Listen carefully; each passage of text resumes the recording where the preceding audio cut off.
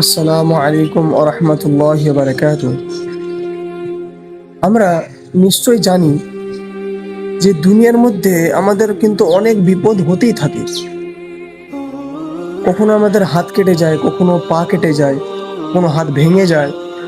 এরকম বিপদ আমাদের প্রায় হয়। তো আমরা একটা জিনিস জানবো যে এই বিপদগুলো হওয়ার কারণ কি।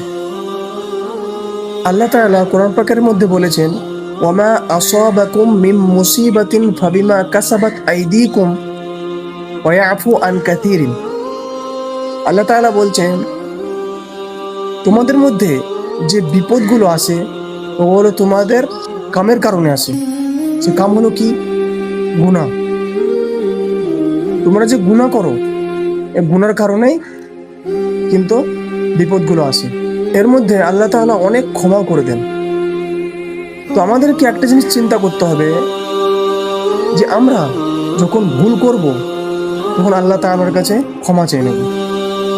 কেননা কখনো এরকম বিপদ হতেও পারে যে আমরা এমন অবস্থায় আমাদের মৃত্যু হলো, যে অবস্থায় আমরা ছিলাম সেই অবস্থাটা খুব খারাপ ছিল। তো আমাদেরকে চেষ্টা করতে হবে সব সময় যেন আমরা গুনাহ করার পরে ক্ষমা চেয়ে নিই আল্লাহ তাআলার কাছে। আসসালামু আলাইকুম।